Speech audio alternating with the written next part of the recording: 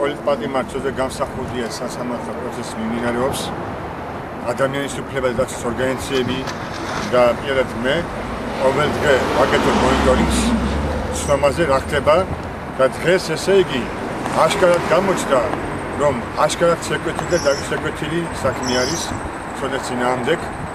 და მთავარი რა არის იცით კაცო და საოცრება რომ სამართლები ნონსენსია იმას ნაკავშირებს რომ კითხავენ კრიმინალის იურის და არ იცის საქმის ვითარება რეალურად თუ რომელ სახში გააკეთა ის რა ქვია თუ შეიძლება ითქვას შემოწმება ასე შემდეგ მეორე მინდა გავამახვილო ყურადღება იურის ეგრეთ წოდებული საბატონო პოლიციის თანამშრომელი რომელიც იყო ნათია ყორშია და მან ესე იგი პირდაპირ მე თუ მერაბიშვიდან არა მაგრამ გრიგანაშვილის კაბინეტი მოდიოდა აქედან დაკითხა ესე იგი მისაჩვენება რომ თითქოს თუმე ნუიტყიდა რომ შესულან ცენტრალურ ადგილას 27 ოქტომბერს დაჭირმა დავით ბაჯელიძემ და მისმა ძმამ ანზორ ბაჯელიძემ თუმე მასა მის ეკიპაჟი უთანამ ცოტა გამსახურდან დავჭრაო და ამაზე ჩვენებები არ არის ასეთ წერილი წესა გამოძიებაში ჩვენები არ არის ესე იგი და აქედან გამომდინარე ნიშნავს რომ აშკარად ესე იგი საბრის გუშტივით გასდა ამათი სამართლებრივი მექანიზმი წყალებში ამათი ბრალდება და უკვე ან გრიგანაშვილის კაბინეტში ან ესე იგი გეგეჭკორის კაბინეტში საბატონოს ქალაქის პოლიციის ფოსის ან მერაბიშვილის კაბინეტში ესე იგი ეს დაწერილი სცენარი და პირდაპირ ესე იგი ასე უტიფრად უდიერად ესე იგი მაბადე და არამზადასავით მოიქცა ეს ეგეწოდებული საბატონო პოლიციის თუ არ ვწდები ოფიცერია თუ არ ვწდები აი ეს არის კიდევ ერთხელ ნათელ ყოფს იმას რომ საქართველოში გამოძიება დამოუკიდებელი არ არის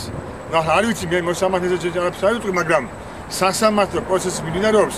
ესე იგი ასეთი ეგრეთ წოდებული წინასწარი ბრალდების და წინასწარი გამოძიების ნეგატიური ჩვენებებით და არ ვიცი რა სასამართლო ბოლოს წინასწარ თავს შევიკავებ ამის გამო მაგრამ ყოველ შემთხვევაში ესე იგი პირდაპირ აი ამ სახელმწიფო ეგრეთ წოდებული მოწმეების სახით ანუ პოლიციის მოწმეების სახით პირდაპირ ადამიან ხეს რომ აი ესე იგი ნათქვამია რაღაც კაბინეტში დაწერილი ცნეთ რომ აი ცოტა გამსახურდა იყო რომელიც ესე იგი ამ გოგოს ამ ნათია ყორშიას ამ საბატონო პოლიციის თანამშრომელს ასად არ გაუცხადებია ეს ამბავი უკვე რამდენი შეგავიდის უკვე 27 ოქტომბერიდან დღემდე ეს არის დაკია 19 მარტი და დღემდე არ გაუცხადებია ამ გოგოს თურმე ესე იგი დაზარალებული და ოჯახის წევრები ამბობენ რომ ცოტა გამსახურდა დავჭრავა ეს არის წვილი დეзинფორმაცია აბსოლუტურია და კიდევ ერთხელ ვამბობთ რომ ჩვენ ამ სხდომაზე სასამართლო სხდომაზე ყოველთვის გავატარებთ მონიტორინგს და ვაფიქსირებთ ჩვენ თუ რა დარღვევებზია ადგილი და რა ხდება ამ ქვეყანაში და ჩვენ ვფიქრობთ ესე იგი რომ სასამართლომ დაუყოვნებლივ უნდა გაანთავისოს დარბაზი და თქვენ გასაგებია როგორც პოლიტიკური პატიმარი და აი ამ პროვოკატორების ამ ეგრეთ წოდებული სამართალდაცვის სტრუქტურების მსხვერპლი და პროვოცირებული პროვოკაციის ესე იგი პროვოცირებული პროვოკაცია გააკეთეს და აქედან გამომდინარე კიდევ ერთხელ ცხადყოფს იმას რომ საქართველოში არ არსებობს დამოუკიდებელი მართლმსაჯულება არ არსებობს დამოუკიდებელი გამოძიება და მით უმეტეს პოლიციის და პროკურატურის მიერ გამოძიებულ საქმე არის ნახევად ფაბრიკაცია და ნახევად ტყუილი და ვაი იმ ადამიანებს ვინც ამას ხელში ჩავარდება რას უკეთებენ გახმაურებულ საქმეა თორე გასახურდა საქმე თერმა სოფლიო მიწის ფაქტურად რომ პრეზიდენტი გასახურდა შვილს რას უკეთებენ და რას გაუკეთებენ ეს ესე იგი ეს ჯალათები უბრალოდ მოქალაქეებს შეფლი არის ამ საქართველოში დრევანდელი რეჟიმის შეფლი არის ეს 20000 თუ 25000 პატიმარი რომელიც ამას ხელში ზის მეცე მაგათ მე მინდა ორიოდე სიტყვა დავამატო ბატონო გიორგის ნათქვამს თქვენ იცით ალბათ რომ საოკუპაციო რეჟიმი რომელიც მოვიდა და ეგრეთ წოდებული რევოლუციის მერე განსაკუთრებულ ყურადღებას აქცევდა ასეთ სტატიას რომელიც მათ შეიტანეს